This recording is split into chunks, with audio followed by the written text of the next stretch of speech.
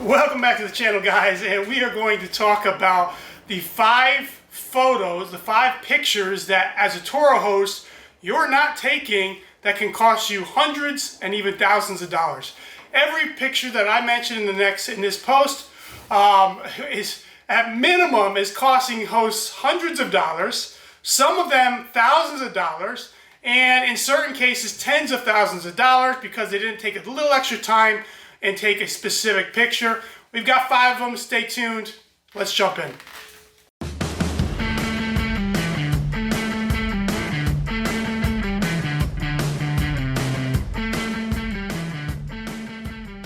All right, so we talk about the sexy topics on Turo. We talk about cash flow. We talk about profitability and all that. But I also want to talk about the topics that really nobody else is talking about and the practical things. This video is going to be especially helpful for those of you who've been in the Turo business less than a year.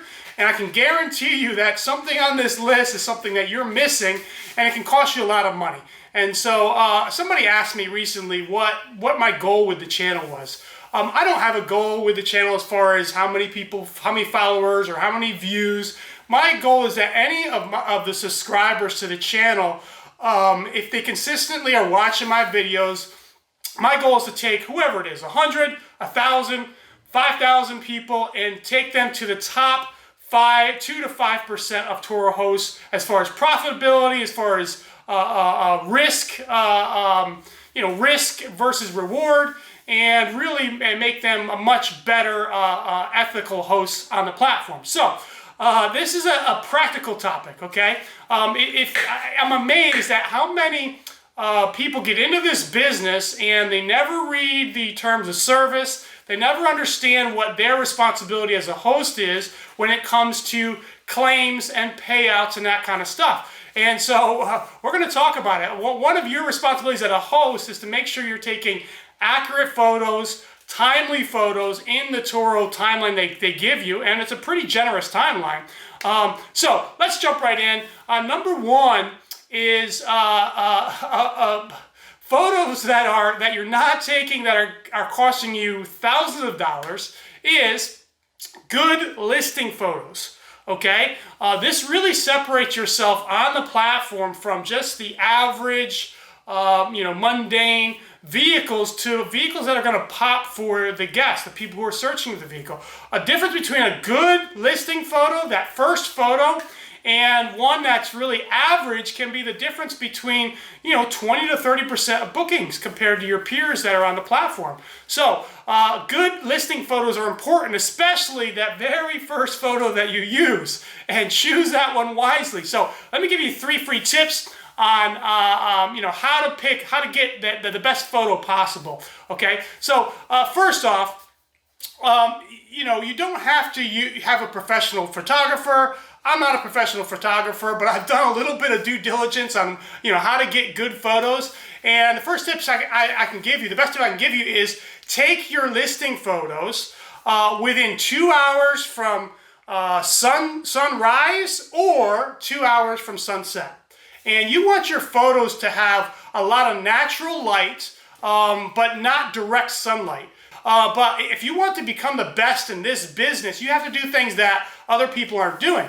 And a lot of people, they just take photos whenever, and whatever it looks like, and that's what it is. But, I promise you, a little bit of care in these photos can make a huge difference. And if you get the lighting right on the vehicle, you'll get the color and the shape of the vehicle, but you won't get that glare, and it makes a big difference. So, by the way, if you got high-end vehicles, vehicles that are, $70,000 to $100,000 or more, it definitely could be worth paying a professional photographer who has experience in photoing cars. And a lot of the photos that I take, I do myself, but for my higher-end vehicles, I've paid a professional photographer who is an expert at photoing cars, and a lot of times I meet him at car shows or different things, and for $50, $100, $150, you can get really high-end photos that make your listing pop. Next, get multiple angles from the front, the back, and from multiple depths. when you're taking the photos, you're not going to be able to tell which ones are going to line up best for the Turo platform. There's not really, unless you've done dozens of shoots on your cars, you're not going to be able to know. So you want to get multiple angles: front, side, back, depth. You want to come back, 10, 15 feet. You want to come forward, get real close-ups. And later on, when you come through and you filter through your photos, then you can pick out the exact photo that has the perfect depth for the Turo platform as far as what you can see. Next, make sure to leave room on each side. This is so important. You can get the perfect photo. The car looks great, but when it comes up on the platform, it's zoomed in to where the edges are cut off on the vehicle. So you're getting this.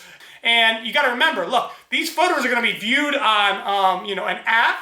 They're also going to be viewed online. Some people book your vehicle online, which has a much wider view. If they're booking your car on their phone, the view is much more cut off. So once you get the perfect listing photo, you want to view your listing on multiple different devices. View it on a computer.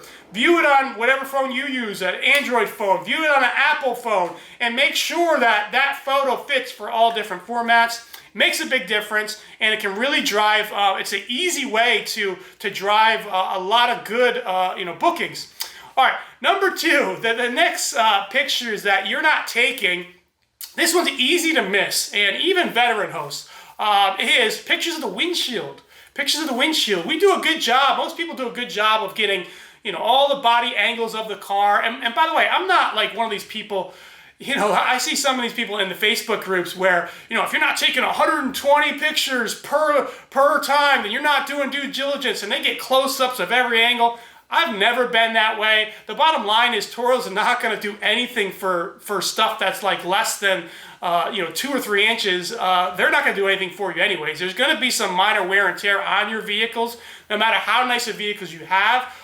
You can try to get some, money from the guest who's, if they do something small. I'm more, interested in making sure I have every angle of the vehicle and the big portions of the vehicle. So if there's major damage that I definitely want to get it claimed, I usually get a photo from the inside and I get 2 photos from the outside on each side when I'm going around the car. And what that does is when you have a new chip or a crack in the windshield, the guest is really responsible for that. Now, depending on what your deductible is, is set up, will determine on how you try to get it covered. But a lot of times, you're going to get some honest clients that are going to tell you, hey, I got a crack in the windshield. Let me know how to handle this. But you're going to get a lot of people that any damage they do to the vehicle, the shady people, they don't want to take.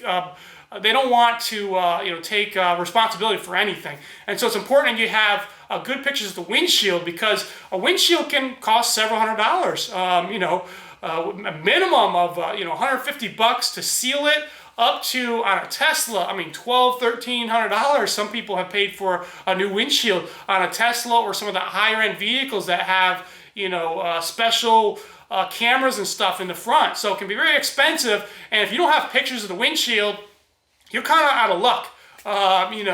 Anytime I'm trying to get, a guest to cover their own damage, I always send them a picture before and a picture after, so it's very clear that, they're the ones responsible for. Pictures of the windshield is important. Number 3, pictures you're not taking sometimes. Real photos, 24 hours minimum before checkout time. And real photos 24 hours after checkout time. Okay, Turo gives you a nice window of 24 hours, so it's easy to do this business, even if you have a busy schedule. But you got to make sure you're uploading real photos. I talked to a host that's been on the platform for 6, 7, 8, 9 months. They're renting. They only had 1 or 2 cars on the platform, but they're renting a $75,000 Tesla Model 3 Performance. And he told me, he's like, I never upload new pictures every time. He's like, I just use the same photos every time. And I'm like, dude, that if your car's in an accident, Turo's not going to claim that. He's like, how are they going to know which one's which? And I'm like, dude, your Turo uses, if you don't know this, Turo uses metadata. So when you take a picture and you upload it, there's a digital timestamp of when that photo was taken, and Turo can tell when the photo was taken and if it's a legitimate photo. Not only is it not ethical to take photos that are not accurate to what the condition of the car the host is getting in, it's kind of shady to, you're expecting Turo to pay out a damage of, $5,000, $10,000, or even worse, a total loss of the vehicle. And those timestamps are not within 24 hours of when that checkout time is. You're going to have a hard time getting Turo to cover that claim. And so it can cost you tens of thousands of dollars because you didn't do your due diligence to take good photos 24 hours before the booking takes place. So now, there's sometimes, there's a little bit of leeway. So like, let's say a guest is, running late, 30 minutes late or an hour late, and you take the photos like a little bit after the time, that's fine. As long as it's uploaded before the guest, preferably before the guest checks into the vehicle or you check the guest into the vehicle, you're good. Now, as far as the photos coming back, after booking, you really don't need photos as long as you're 100% sure there's no damage to the vehicle. I always upload a photo of the mileage right away within a couple hours of when I get the vehicle back, because that's, it helps me keep track of accurate mileage on the vehicle.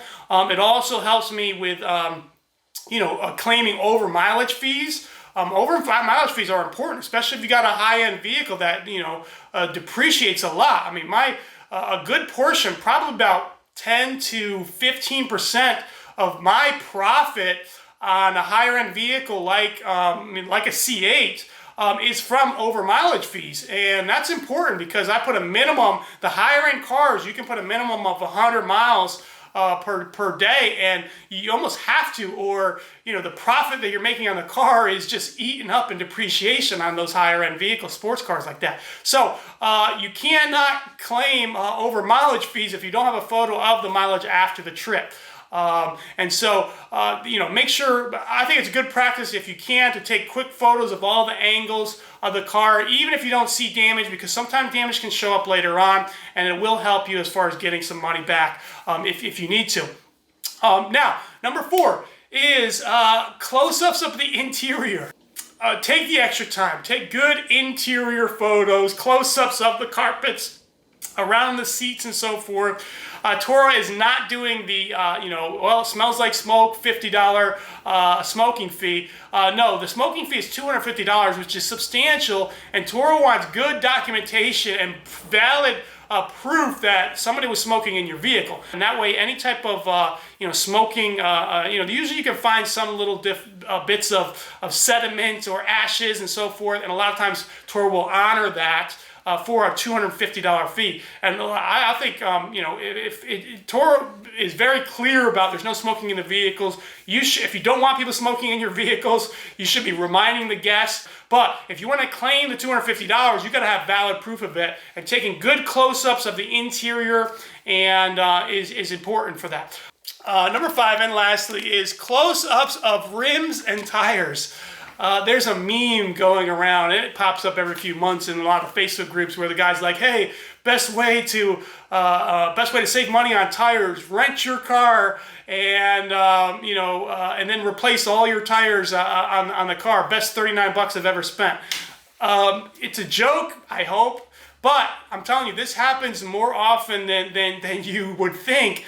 A couple things happen. You have a guest I've had this happen where a guest will rent the vehicle, they get a nail in the tire, and if you're a good host, you usually have good, solid tires on the vehicle with good tread, and they take it to wherever, and they just put the cheapest, crappiest tire on the vehicle. So you got, 3 Continental or Michelin tires on the vehicle, and then you got some beater thing. And I've rented, I missed it one time, rented to the next guest, and they're complaining about how the car shakes and all this crap.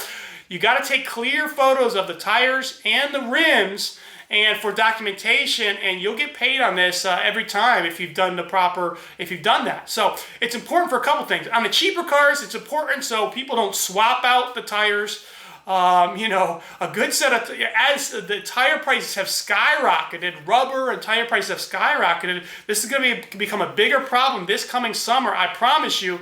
Where if you've got older cars where people own your specific vehicle and they'll rent your vehicle for one day, or and they'll swap the tires to save money. And I don't know why it's worth the effort, but a good way to eliminate this is during peak season is put your cheaper cars minimum of 2 to 3 days.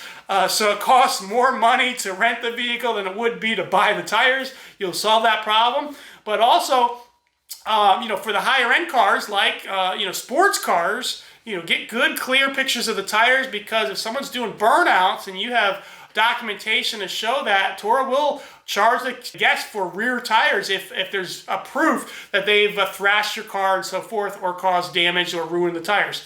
And look, be respectful to your clients.